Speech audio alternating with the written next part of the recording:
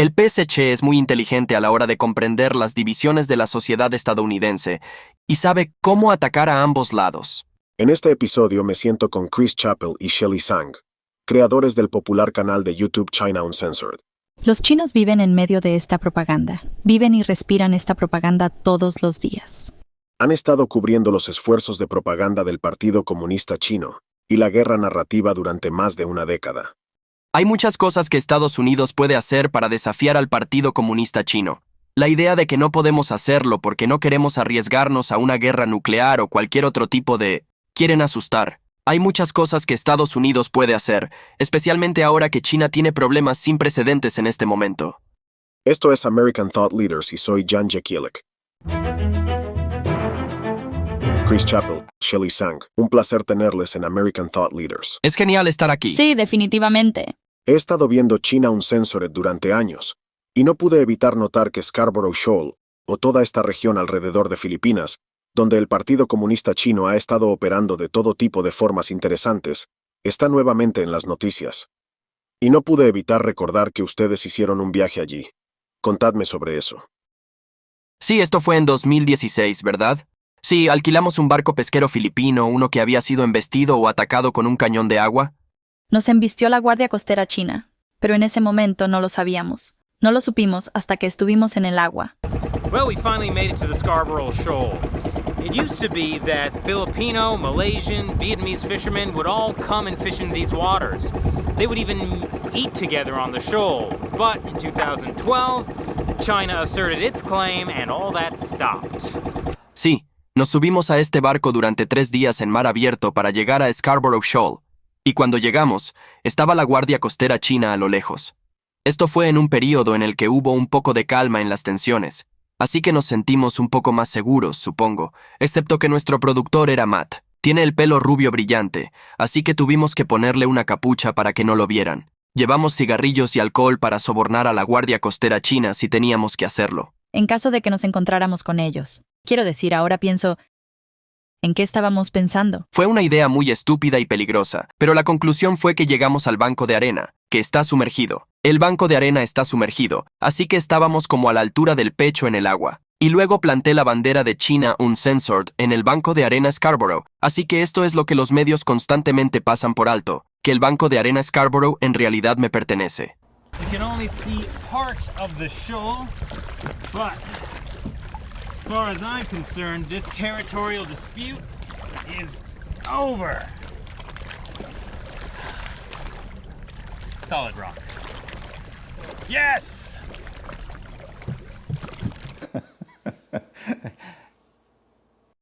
Desde entonces China se ha apoderado del banco. Fue tomada en 2012 después del conocido incidente Scarborough Shoal. Este es un punto de inflexión importante en las relaciones entre Estados Unidos y China. Creo que la estrategia china cambió enormemente a raíz de este suceso. Y lo que ocurrió fue que Scarborough Shoal está muy cerca de Filipinas, muy lejos de China, pero China reclama todo en el mar de China Meridional. Así que sus guardacostas básicamente ocuparon la zona.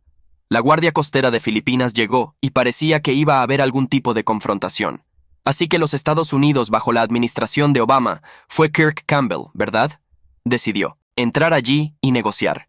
Y llegaron a un acuerdo de que ambas partes se retirarían. Filipinas se retiró, China no. Y Estados Unidos no hizo nada en respuesta.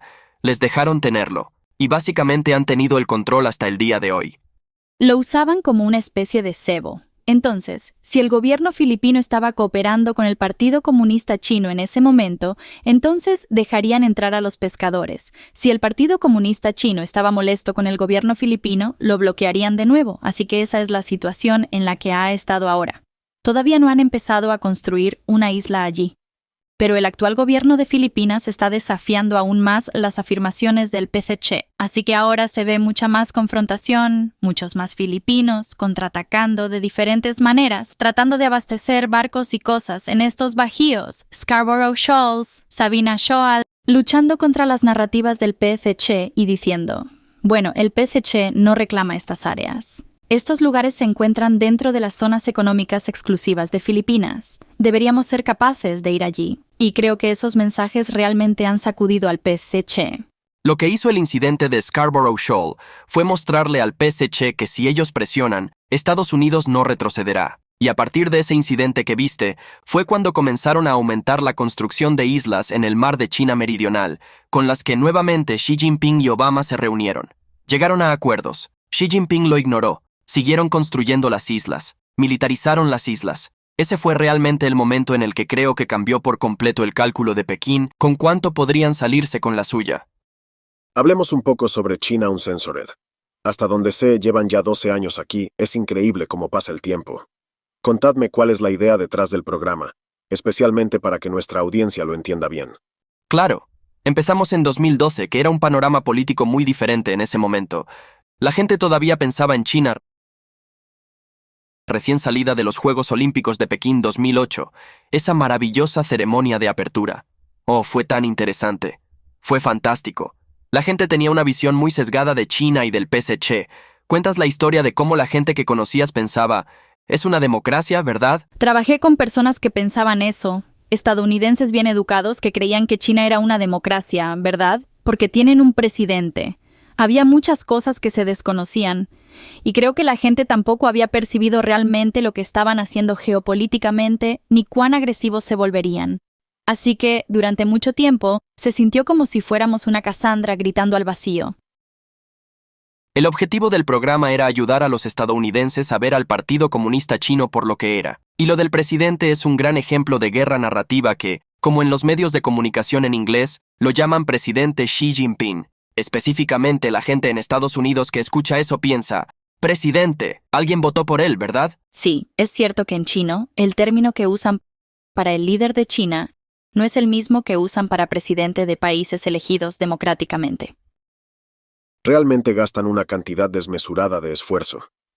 Y me gustaría que ayudaran a cuantificar eso también en esta guerra narrativa, asegurándose, controlando cuidadosamente la imagen de cómo se percibe el régimen chino.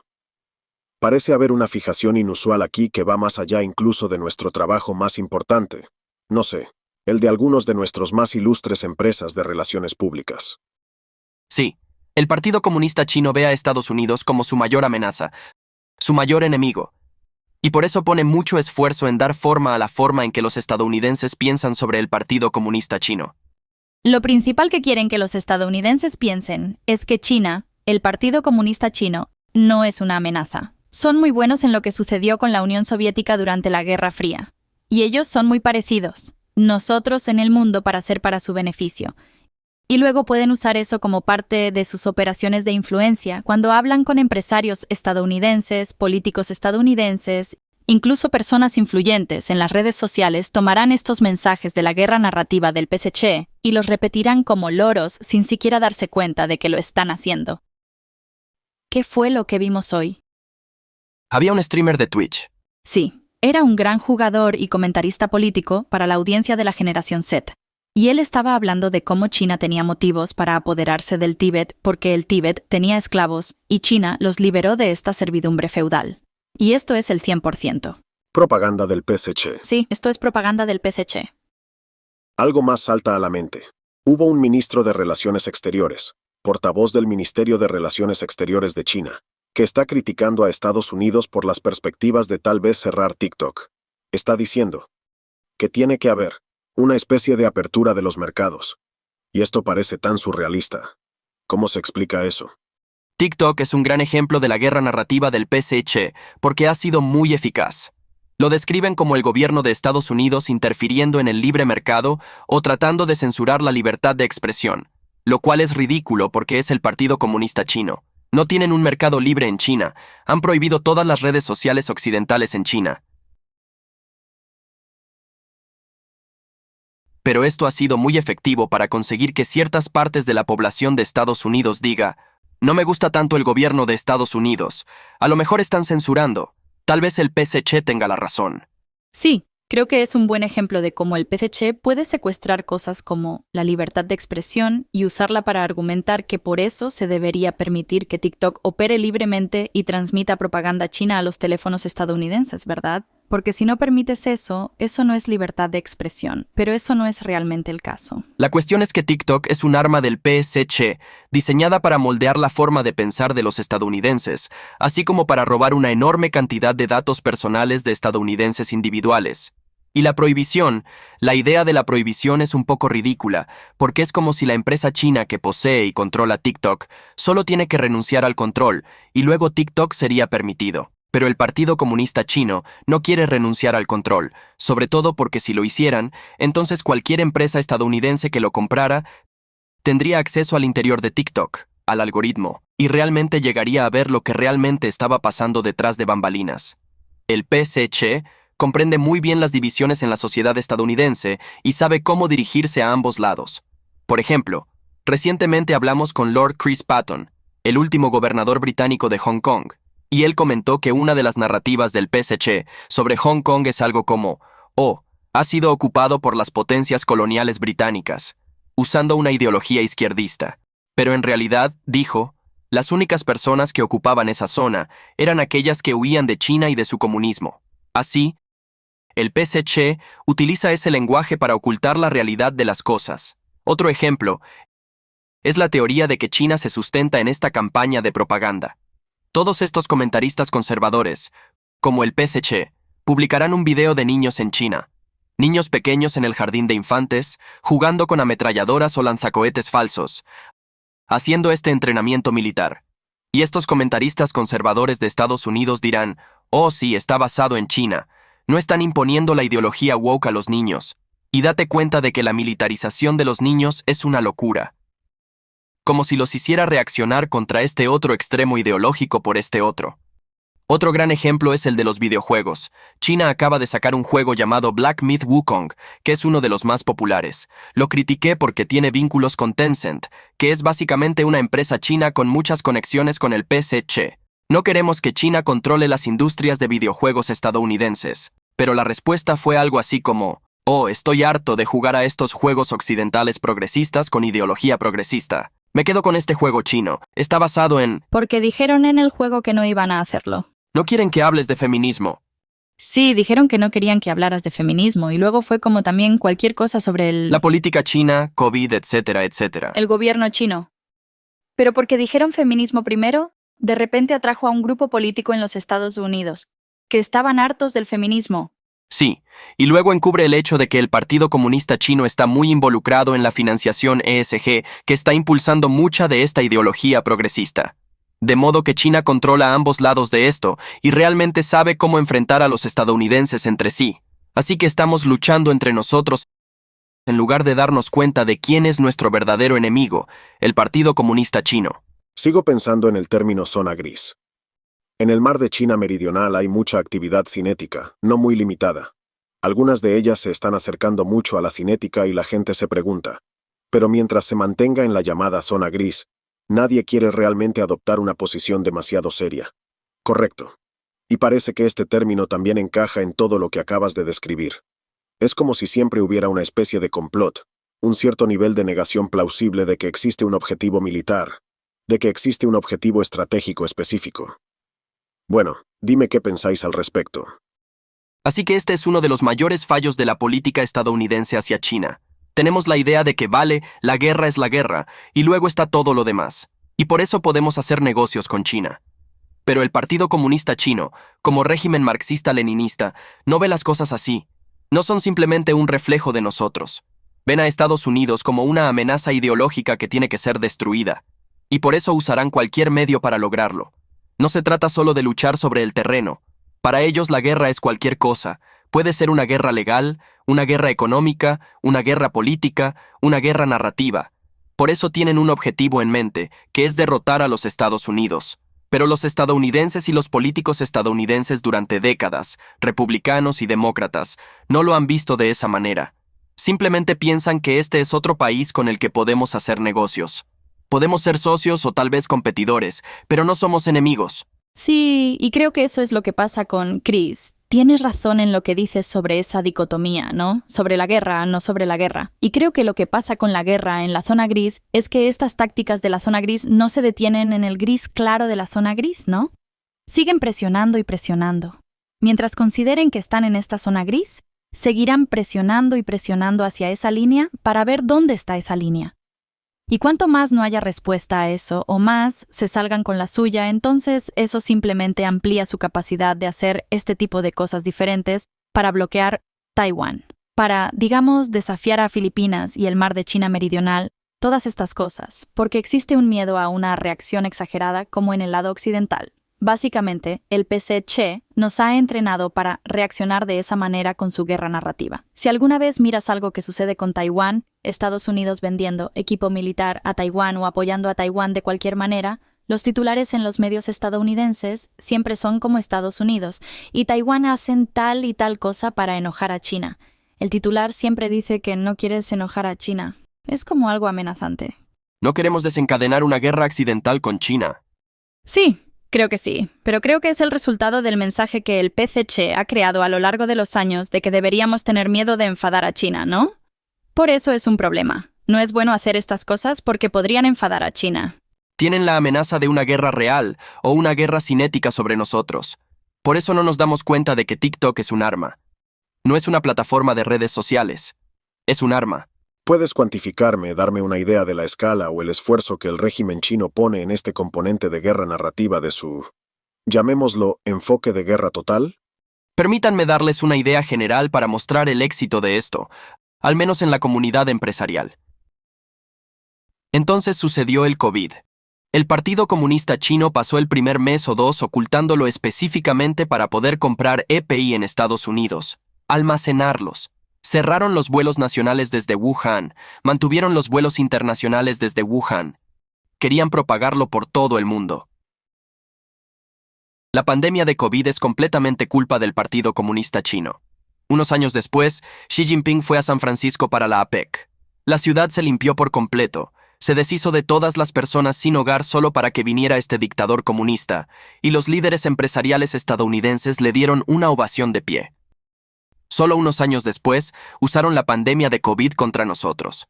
Eso demuestra lo exitosos que son a la hora de conseguir que una determinada clase de la sociedad estadounidense esté de su lado. Esto empieza en todos los niveles de la sociedad, en la política y en los negocios. En el ámbito político, Eric Swalwell es un gran ejemplo. Un espía chino básicamente lo estaba preparando cuando estaba muy al principio de su campaña política. También se ven cosas como Eric Adams cuando era gobernador de Brooklyn, cuando era presidente del distrito de Brooklyn. China financia estos viajes de líderes empresariales, personal del Congreso, políticos, de nuevo, tratando de que parezca que China es su amigo. Pueden hacer negocios.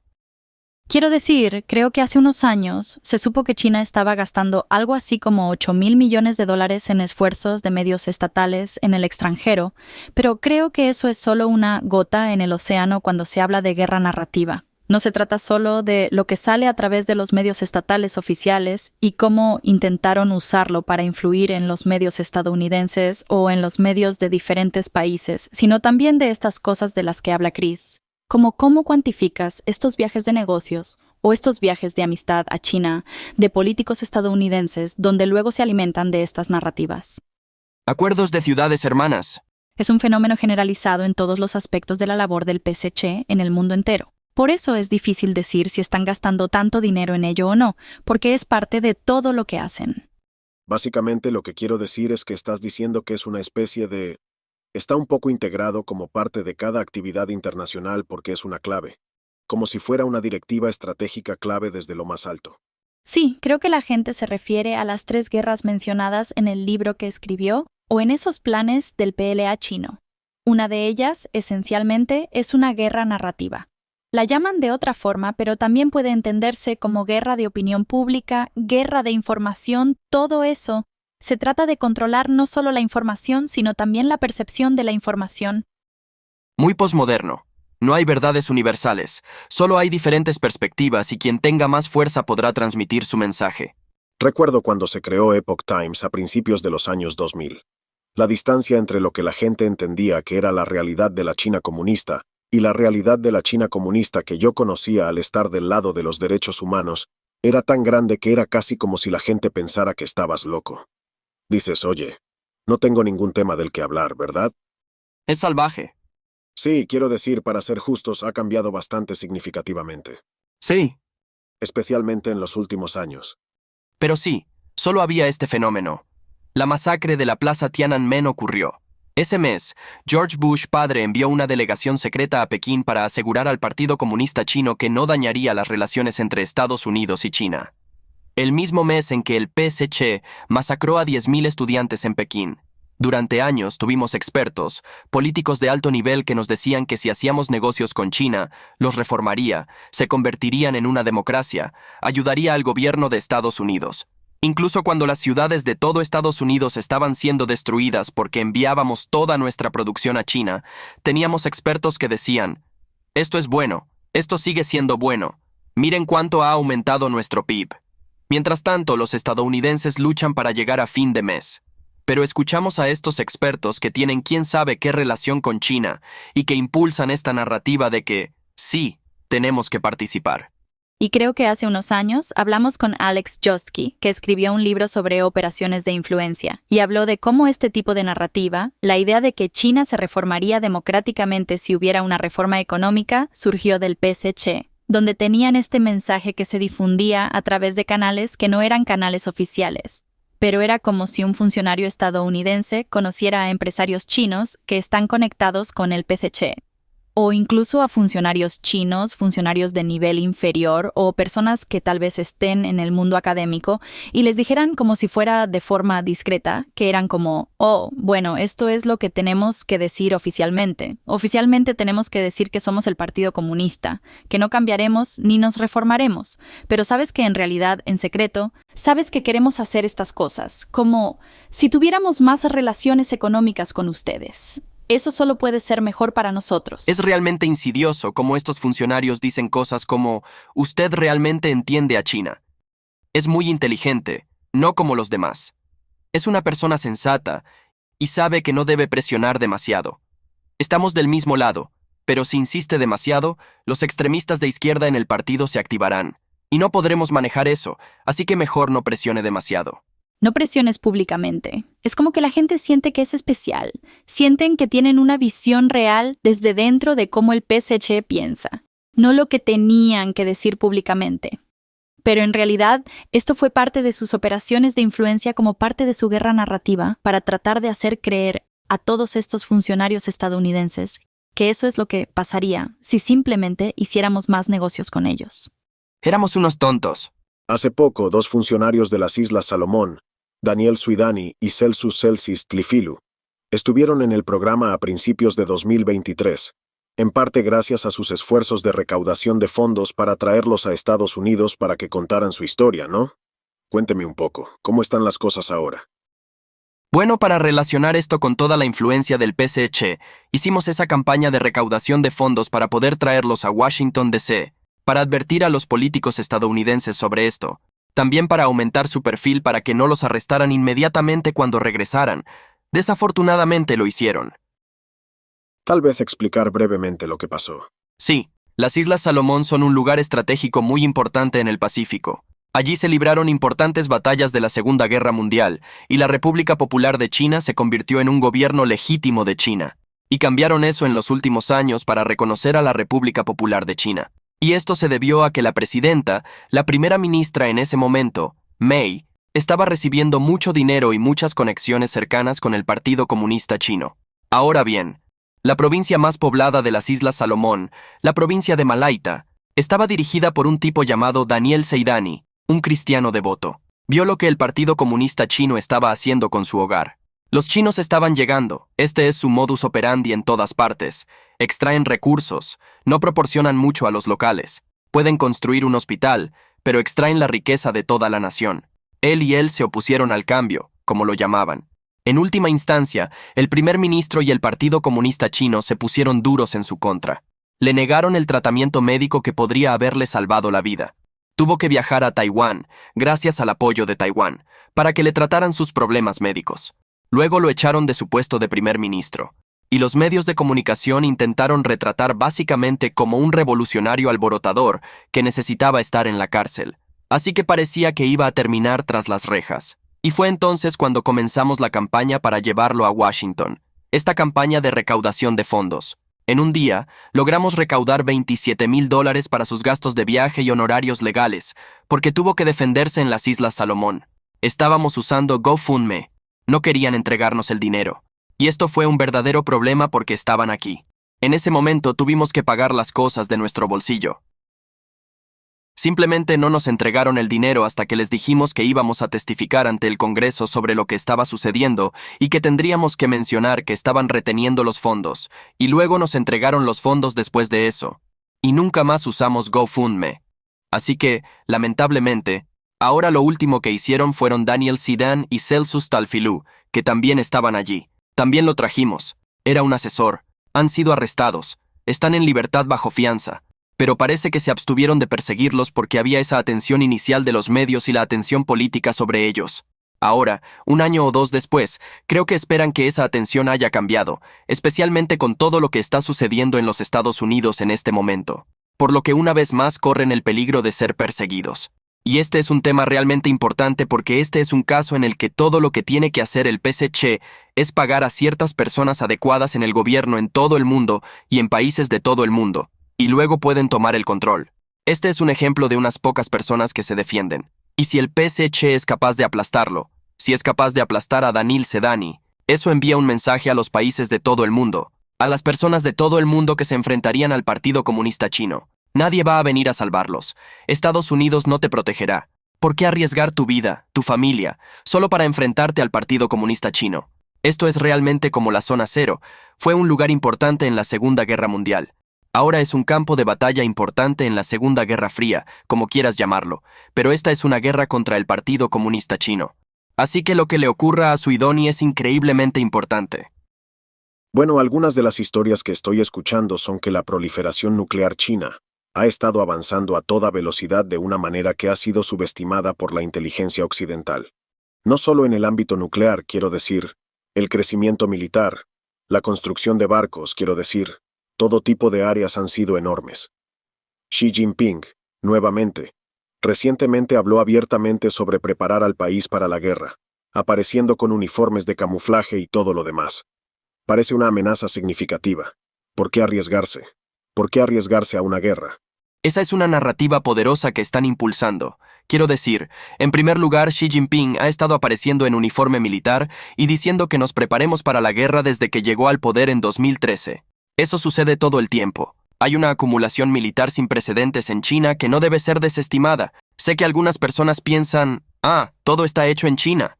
Esa es una forma peligrosa de interpretarlo. Oh, ya sabe, tienen más barcos que nuestra armada, pero nosotros tenemos barcos más grandes. Mejores barcos. Sí, no es una buena manera de abordarlo, pero el Partido Comunista Chino quiere asustar a los estadounidenses. La idea es, por ejemplo, ¿de verdad quieren defender a Taiwán? ¿Vale la pena lanzar una bomba nuclear en Los Ángeles? Sí, hace unos años apareció un artículo de opinión en Business Insider que básicamente decía eso. Se trataba de si Taiwán merecía el riesgo de una guerra nuclear. Todo lo que decía era básicamente lo que el PSC querría que fuera porque quieren que tú también tengas miedo de hacer algo. Y es increíblemente derrotista porque hay mucho que Estados Unidos puede hacer para desafiar al Partido Comunista Chino. Un gran ejemplo sería simplemente exponer la corrupción de los altos funcionarios del PSC. Esta sería una poderosa táctica de guerra narrativa que Estados Unidos podría usar, porque el Partido Comunista Chino, digamos que acabamos de sancionar a China, el PSC aprovecharía las narrativas como, estos estadounidenses imperialistas nos están haciendo daño al pueblo chino, no se preocupen, el Partido Comunista Chino los protegerá. Apunten el apoyo al Partido Comunista. Pero si Estados Unidos apunta específicamente a la corrupción de los principales líderes, realmente no pueden usar esa línea porque el pueblo chino ve, esperen, ustedes los de arriba son en realidad bastante corruptos. Así que ese es solo un ejemplo de una táctica que Estados Unidos podría usar. Estados Unidos puede hacer muchas cosas para luchar contra China, y quieren asustarnos con la idea de que no podemos hacerlo porque no queremos arriesgarnos a una guerra nuclear o cualquier otro tipo de guerra cinética. Pero hay mucho que Estados Unidos puede hacer, especialmente ahora que China enfrenta problemas económicos sin precedentes. Ya saben, la administración Trump fue excelente con los aranceles. La administración Biden mantuvo esos aranceles e implementó la ley CHIPS. Creo que Estados Unidos todavía tiene muchas herramientas para resolver el problema. Somos estadounidenses. No tenemos que rendirnos. No nos rendimos. Últimamente he estado pensando mucho en la diplomacia pública y en la falta de la mayoría de las democracias liberales occidentales que la utilizan. Era una herramienta muy poderosa, en particular increíblemente valiosa como parte de los esfuerzos de la administración Reagan para lograr el fin de la Unión Soviética. Pero lo que mencionaste ahora es solo una forma de diplomacia pública, porque en realidad te estás comunicando con el pueblo chino. Creo que cuando se analiza lo que le preocupa al PSC con su guerra narrativa, hay que fijarse en la propaganda que está difundiendo, pero también en lo que está intentando censurar. Hay canales de redes sociales, incluso en Twitter X, donde la gente publica todos estos vídeos y cosas que aparecen en Internet en China y que están siendo censuradas de inmediato. Muchas pequeñas protestas contra los bancos por malversación financiera, empresas por no pagar a sus empleados a tiempo, empresas inmobiliarias por la pérdida de las inversiones de la gente en sus casas y cosas así. Y se pueden ver las grietas en la sociedad del PSC y lo que han intentado construir y las cosas que les preocupan y que están censurando y las cosas que les preocupan a los chinos. Por lo tanto, creo que hay muchos mensajes que podemos transmitir sobre la realidad de lo que está sucediendo, porque muchos chinos no saben que hay protestas, ¿verdad? No saben que este tipo de cosas están sucediendo en China. Y si el PSC mantiene a la gente en la oscuridad de esa manera, entonces surge la sensación de que es inútil ir en contra del PSC, ¿no? No tiene sentido hablar o intentar mejorar las cosas. Simplemente exponer algunas de estas cosas que están sucediendo. Decir la verdad sobre las mentiras que el PSC tiene en sus narrativas. Muchos chinos ni siquiera saben que ocurrió la masacre de la plaza de Tiananmen. Muchos jóvenes. Sí. Pero cosas como esas son cosas que también refutan esencialmente las narrativas del PSC sobre Estados Unidos, creo, de muchas maneras. Porque si ves las noticias de la noche en China, las noticias de la noche de CCTV, como esta tercera sección de las noticias siempre trata sobre noticias internacionales. Y esencialmente siempre trata sobre cuán caótico y peligroso es el resto del mundo, especialmente las democracias liberales. Están llenas de caos y violencia y cosas así. Y he hablado con gente en China que dice, ¿tienes miedo de caminar por la calle en la ciudad de Nueva York porque alguien podría dispararte? Y yo les dije, bueno, definitivamente no es así aquí, y entonces este es el tipo de cosas que la gente piensa en China, así que simplemente poder hablar de que, bien, Estados Unidos tiene problemas, pero los aspectos positivos de Estados Unidos, cada año el PSC publica un libro blanco sobre derechos humanos sobre Estados Unidos, que es simplemente, es un poco cómico, en realidad, como lo que ponen allí para tratar de hacer que Estados Unidos se vea mal, y nunca tratamos de responder. Sí, ni siquiera sé si tienes que responder a ese libro blanco, pero es como si estuvieran... ¿Dónde está el impulso en el gobierno de los Estados Unidos para hablar sobre por qué Estados Unidos es grandioso? Sí, no sé por qué todos los políticos y los medios de comunicación en los Estados Unidos están recolectando órganos de prisioneros de conciencia en China. Eso lo resume todo. China usa la violación como una forma de tortura.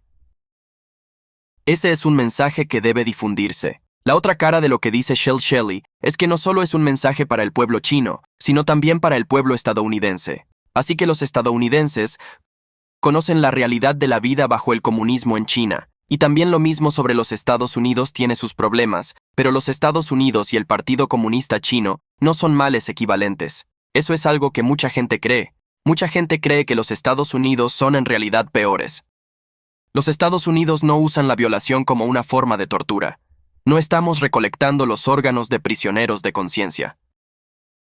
Chris, tal vez podrías aclarar este uso de la violación como forma de tortura. No sé si es algo que todos los que están viendo el programa saben. Este es el otro aspecto de la guerra narrativa del Partido Comunista Chino. Se preocupan por destruir psicológicamente a las personas. Y se ve en los centros de detención chinos, especialmente para prisioneros de conciencia, el uso de la humillación sexual para destruir psicológicamente a alguien.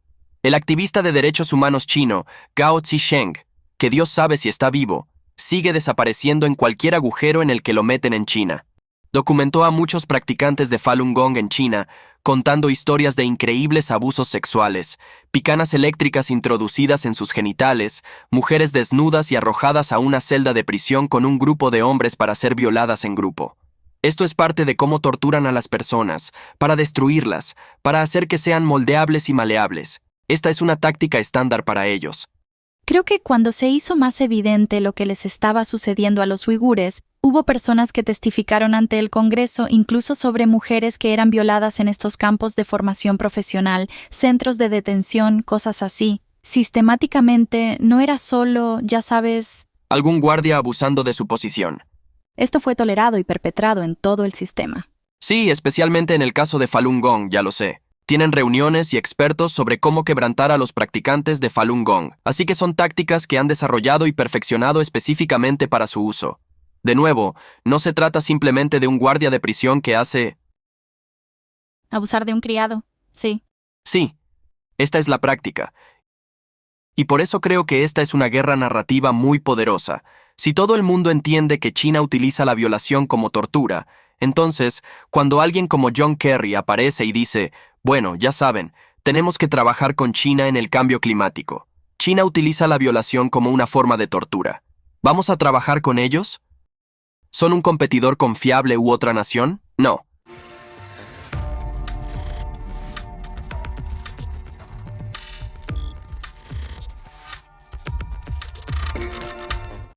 Es muy interesante. Hemos estado hablando principalmente de la guerra narrativa del régimen chino contra Estados Unidos, y quizás contra el mundo occidental, en términos más generales. Pero tú recién comenzaste a hablar de guerra narrativa interna o uso interno de narrativas. Y por supuesto, eso también es increíblemente importante, como acabas de señalar, Shelley. Hay un mayor enfoque en uno u otro. Quiero decir, parece que esto es una pieza central de cómo opera el régimen. Bueno, sé que durante muchos años China gastó más en su seguridad interna, en sus redes policiales, que en el ejército. Para el Partido Comunista Chino, la mayor amenaza es el pueblo chino. Por eso dedican la mayor parte de su tiempo a la propaganda interna y a castigar a cualquier tipo de disidente. Y simplemente controlar la información internamente, ¿no? Simplemente cerrar Internet. Se han centrado en el control de Internet durante tantas décadas que se ha refinado hasta el punto en que se vuelve cada vez más difícil para la gente burlar el cortafuegos o averiguar qué está pasando, acceder a ese tipo de información. Y lamentablemente, eso lo construyeron las empresas occidentales que iban a China. Pero creo que la narrativa china es como una metáfora sobre ser un pez en el agua y no saber qué es el agua porque estás nadando en el agua todo el tiempo. Los chinos viven en esta propaganda. Viven y respiran esta propaganda todos los días. En cualquier pueblo o ciudad china hay carteles de propaganda por todas partes, no te das cuenta. Pancartas. Vas a clases marxistas, leninistas, pero también en general el tipo de historia que aprendes, la historia china, está impregnada de la propaganda del PSC sobre cómo, sin el PSC, no habría una nueva China. Ese tipo de idea de que el PSC es lo mismo que el gobierno chino, es lo mismo que China, es lo mismo que el pueblo chino. Así que aprendes a identificar de cierta manera tu autoestima con el Partido Comunista Chino. Quiero decir, incluso las personas a las que no les gusta el Partido Comunista, ¿no?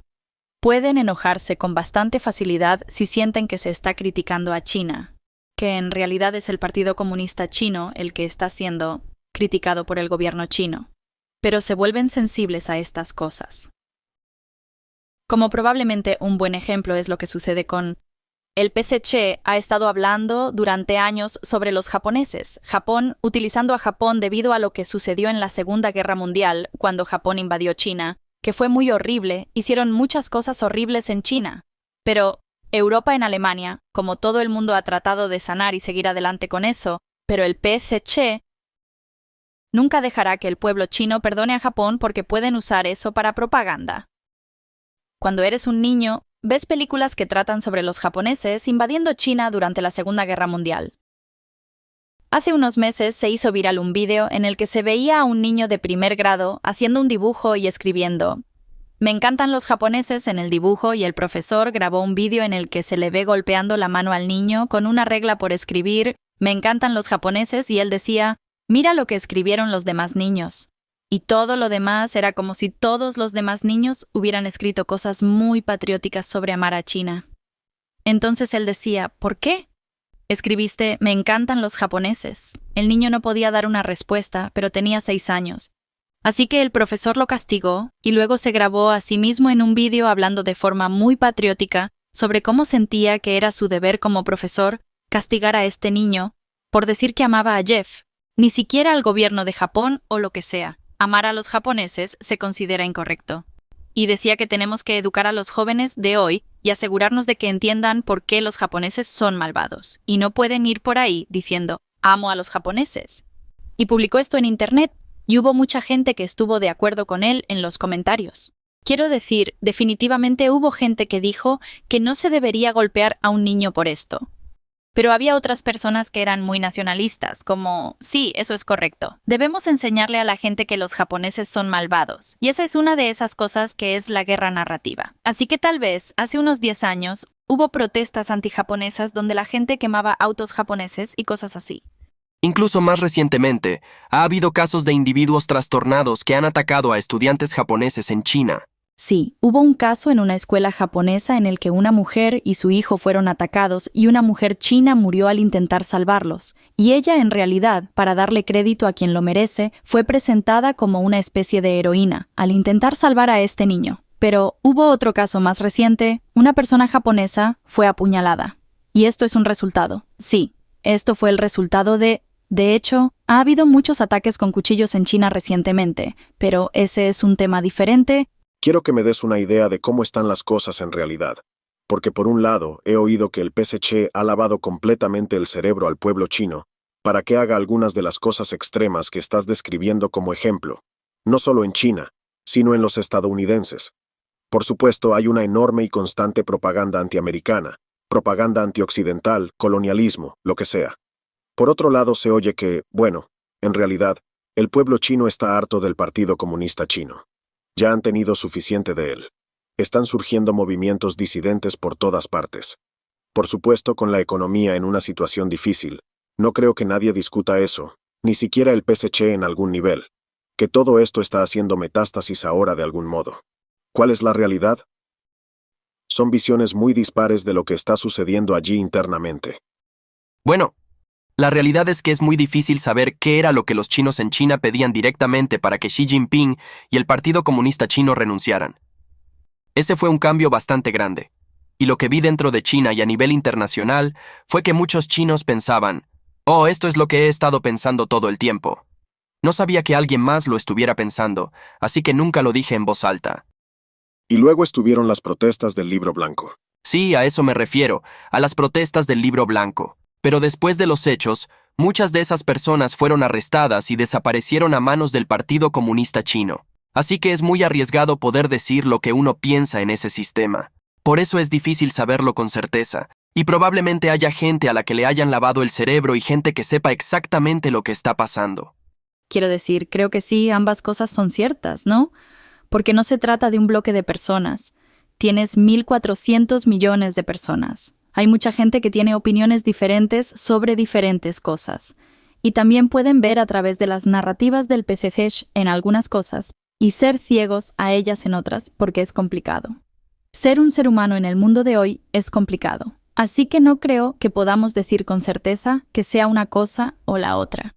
Pero creo que lo que se puede ver es que está claro que los chinos sienten que sus vidas están peor que antes. El auge de movimientos como Lay Flat, Let It Rock. Sí, tiempo basura de la historia y también lo que se ve es gente intentando salir de China. Se ve a gente adinerada intentando sacar a sus hijos de China a un ritmo cada vez mayor, sí, a un ritmo muy acelerado, intentando trasladar su dinero al extranjero de forma clandestina, intentando sacar a sus hijos y a sus familias de China, comprando propiedades en Estados Unidos y Australia y Canadá, como todos esos lugares, porque no se sienten seguros en China. Y, sin duda, el ritmo ha aumentado mucho últimamente, y creo que eso dice mucho de eso. Si la gente que tiene esos recursos está intentando irse.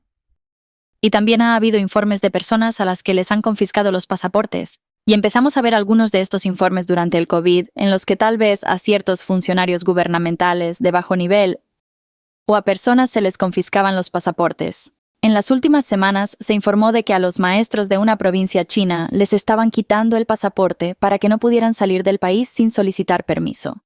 Cuando se observa ese aumento de los controles, se comprende que el Partido Comunista Chino esté preocupado. Chris, mencionaste algunos movimientos diferentes que están surgiendo. ¿Podrías aclarar cuáles son? Es ver lo que pasó en Hong Kong. Es ver lo que pasó durante el COVID. Son cosas como las estaciones de policía secreta chinas que se instalaron en Nueva York, el globo espía chino. La gente está viendo lo que pasó. Y quiero decir, creo que la administración Trump merece crédito por hacer que desde los niveles más altos se permitiera exponer estas cosas. Y eso hizo que estuviera bien que la gente de todo el espectro político comenzara a hablar sobre China de manera crítica. En lugar de lo que mencionamos antes, la idea de que solo se deben decir las cosas en voz baja a puerta cerrada. Fue bueno exponer eso públicamente. Y es por eso que se vio un amplio consenso sobre China. Incluso en un momento políticamente muy dividido, China es algo en lo que la gente de todo el espectro político puede estar de acuerdo. Algo interesante como con las protestas del Libro Blanco, ¿verdad? La idea, creo, es que hay algún nivel de negación plausible o algo así. Yo pienso, bueno, ¿qué podría ser? ¿Cómo pueden arrestarme por sostener un trozo de papel? Pero todo el mundo sabe que está pasando algo. ¿Cómo pueden criticarme por estar tirado en el suelo? Bueno, quiero decir, no puedo, pero todo el mundo sabe lo que está pasando. Supongo que pasa lo mismo con los demás. Pero eso también es como si la gente se volviera creativa en cuanto a expresar su disenso, a medida que aumenta la represión, supongo, contra todas estas diferentes formas. ¿Y cuál dirían que ha sido el punto culminante o el punto culminante del programa en los últimos 12 años? Estar aquí contigo, Jan. ¿Vale? ¿Otro punto álgido? Bueno, varios niveles por debajo de eso. Yo diría que simplemente conocer a los fans y hablar con la gente y ver cuánto significa el programa para ellos y cuánto les ha abierto los ojos. Nos ha escrito gente en plan, yo era marxista y me has abierto los ojos. Exactamente. A lo que es realmente el comunismo. Lo que más me sorprendió a mí y que siempre recordaré fue cuando fuimos por primera vez a Hong Kong en 2014. En aquel entonces el programa era mucho más pequeño, teníamos 66,000 suscriptores. Chris era básicamente un hombre orquesta. Editaba, escribía todo. Yo tenía otro trabajo a tiempo completo, así que lo hacía de forma paralela. Y un amigo nuestro nos dijo, «Podemos ir a Hong Kong, ¿sabes? Porque allí estaban las protestas del movimiento de los paraguas. Habían ocupado una gran parte del distrito comercial central. Y pensamos que podríamos ir a verlo. Podríamos ir a ver cómo era realmente. Entonces reservamos entradas y reservamos un Airbnb al lado de uno de los sitios de protesta y fuimos. Y la primera noche que estuvimos allí, la gente comenzó a acercarse a nosotros en la calle y decirnos que habían visto China Uncensored. Y nuevamente teníamos 66,000 suscriptores. Hoy tenemos 2 millones. Pero en ese momento, si teníamos 10,000 vistas en un episodio, eso era increíble para nosotros. Y al ir a un lugar donde varias personas se acercaron a nosotros, Chris era reconocido todo el tiempo. Y eso fue realmente sorprendente para nosotros. Y nunca olvidaré a la gente que nos decía que sus profesores y universidades mostraron nuestros videos, que realmente les gustó que le estuviéramos contando a la gente lo que estaba sucediendo en Hong Kong. Y fue realmente conmovedor. Y creo que hemos tenido múltiples reuniones de fans en Hong Kong a lo largo de los años. Y volvimos en 2016 y luego en 2019 para esas protestas también. Y sí, creo que nunca olvidaré ir allí y hablar con la gente y tener esa experiencia allí y ver, lamentablemente, lo que le pasó a Hong Kong. Sí. Inhalar gas lacrimógeno en Hong Kong y ver lo que pasó allí. Ese es el punto más bajo. Bueno, no sé. Voy a pasar 3 días en un pequeño barco pesquero filipino en medio del mar de China Meridional. Eso fue divertido. Estaba tratando de ver. Fue divertido. Pero sí, mirando hacia atrás, definitivamente fuimos un poco imprudentes. Hubo mareas extremadamente altas porque había una superluna. Y era un barco que era esencialmente como un estabilizador. Así que casi no había. No había refugio en el barco. Excepto donde el capitán estaba dirigiendo el barco y estaban todos los equipos electrónicos. Así que dormíamos en las cubiertas. Chris dormía encima de estas hieleras gigantes de poliestireno en las que ponían a los peces. Chapoteos en la noche. Y salpicarnos en la noche. Eso daba mucha seguridad. Sí, creo que en ese momento estaba tan exhausto que si muero, muero. ¿Cree que hoy sería bien recibido en Hong Kong? Estoy seguro de que la policía de Hong Kong nos recibiría con los brazos abiertos y nos daría un viaje gratis a China continental y podría retirarme para el resto de mi vida. Siendo realistas, lo más probable es que no pudiéramos. No se nos permitiría entrar en Hong Kong, lo más probable. Sí, definitivamente no nos sentimos seguros yendo a Hong Kong, porque lo que mucha gente no entiende sobre la Ley de Seguridad Nacional de Hong Kong, que esencialmente convirtió a Hong Kong en otra ciudad china, es que técnicamente se aplica a cualquier persona en cualquier parte del mundo. Entonces, cualquier persona en el mundo que critique al Partido Comunista Chino o al gobierno de Hong Kong podría entrar en conflicto con ella y podría tener bueno, hay una razón por la que el Departamento de Estado advierte contra los estadounidenses que viajan a cualquier parte de China en estos días. Sí, quiero decir, creo que el verdadero peligro también sería si de alguna manera logramos ir a Hong Kong y entrar, pondríamos a cualquiera con quien hablemos en peligro porque podrían ser acusados de conspirar con fuerzas extranjeras. Sí, con fuerzas extranjeras hostiles. Y entonces, de hecho, hay tanta gente que conocimos y conocimos en Hong Kong con la que no podemos hablar porque no queremos. Incluso teníamos videos de nuestras reuniones de fans en Hong Kong y no eran nada subversivos, pero los sacamos de internet porque no queríamos meter a nadie en problemas. Incluso si hubiera sido una reunión de fans en 2016 o algo así, solo porque podrías meterte en problemas por lo que sea. Sí. ¿Qué dirías que es lo más importante que has aprendido en estos últimos 12 años dirigiendo este programa? Una cosa que he aprendido a lo largo de mi experiencia en el programa es que existe la idea de que estamos al final de la historia. Que después de la Guerra Fría, la marcha del progreso había concluido y todo podemos hacer negocios con Putin y China. Todo está bien. La democracia ha ganado. La realidad es que la mayor parte del mundo está bajo una dictadura. La luz de la libertad y la democracia es muy frágil, y hay que protegerla y luchar por ella. De lo contrario, la oscuridad siempre está ahí, lista para devorarnos. Y no podemos ceder a la desesperación o atacar nuestros propios valores, permitir que la oscuridad nos corrompa y pensar que, tal vez nuestra sociedad sea en realidad el mal del mundo. Tenemos que abrazar lo que es bueno porque de lo contrario, no durará. Eso fue muy oscuro, pero siento que lo lograste al final. Pensé, ¡oh, Dios mío! Estoy pensando como Aragorn al frente de Mordor. Oh, ya veo. La oscuridad es abrumadora. Ajá. Pero hay un rayo de esperanza y tenemos que seguir luchando. Ya veo. Vale. Bueno, supongo que aprendí algo más positivo, que es que creo que a más gente le importa de lo que pensaba, ¿no? Porque hablé de cómo durante muchos años nos sentíamos como si estuviéramos gritando al vacío, ¿no?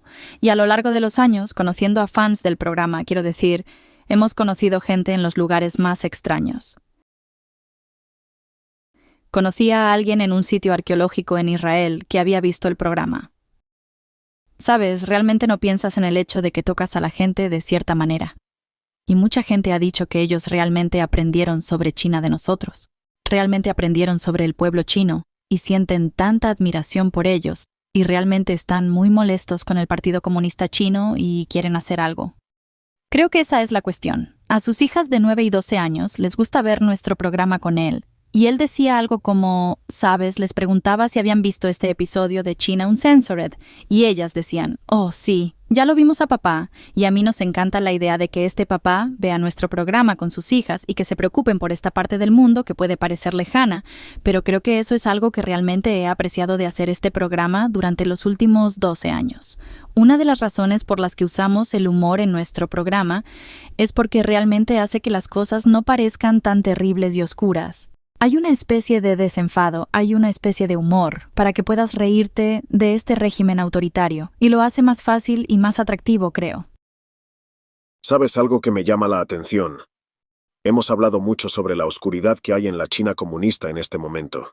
¿Y dónde está la luz que ves y que rozas? ¿Por qué rozas con ella?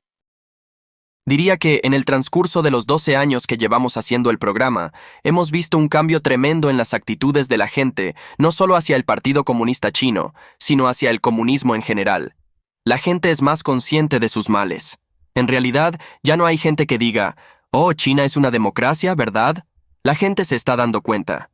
¿Se debe eso únicamente al cambio de enfoque del régimen más reciente, por ejemplo, el de Xi Jinping? ¿O se debe a otra cosa? ¿Cree que hay algo más? Es ver lo que pasó en Hong Kong. Es ver lo que pasó durante el COVID. Son cosas como las estaciones de policía secreta chinas que se instalaron en Nueva York, el globo espía chino. La gente está viendo lo que pasó.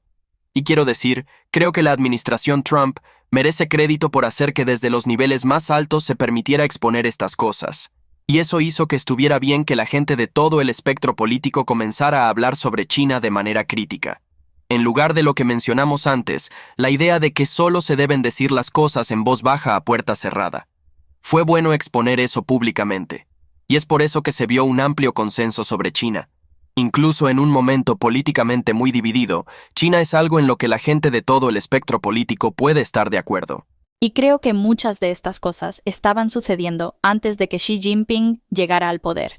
Pero en ese momento, a finales de los años 90, principios de los 2000, cuando el mensaje predominante era hacer negocios en China, es genial, se puede ganar mucho dinero. Muchas de estas cosas estaban sucediendo cuando a las empresas estadounidenses les robaban su propiedad intelectual. Estaban teniendo muchas dificultades, pero tenían miedo de hablar de ello.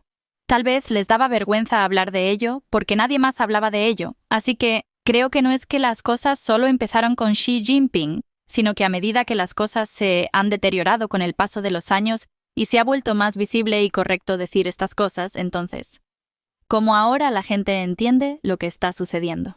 Existe un gran peligro de que la gente le eche toda la culpa a Xi Jinping, y creo que esta es otra parte de la guerra narrativa. Hay muchas facciones dentro del Partido Comunista Chino a las que les encantaría que ese fuera el mensaje que se transmitiera. De modo que algún día, si nos deshacemos de Xi Jinping, podremos volver a la situación en la que se encontraban las cosas bajo el gobierno de Jiang Zemin, cuando todavía se robaba la propiedad intelectual, cuando la violación todavía se utilizaba como forma de tortura. Bueno, cuando toda la industria de la sustracción de órganos estaba creciendo exponencialmente. Exactamente. El problema es el sistema comunista. Xi Jinping es un producto de él, pero no es el núcleo del problema, y eso es algo que creo que hay que entender. Porque, de nuevo, se trata de la supervivencia del Partido Comunista Chino, ¿no? ¿Cuál es el sentido de la guerra narrativa? Es asegurarse de que el Partido Comunista Chino sobreviva y salga victorioso. Así que, en última instancia, el sistema podría sacrificar a Xi Jinping mientras el Partido Comunista siga gobernando China. Bueno, ha sido una conversación increíble. ¿Una última reflexión antes de terminar? Los hombres han pasado. Pero no es este día. Hoy no. Bueno, Shelly Sang, Chris Chappell, fue un placer contar con ustedes. Fue genial. Gracias a todos por acompañar a Chris Chappell, Shelly Sang y a mí en este episodio de American Thought Leaders. Soy su presentador, Jan Jekilek.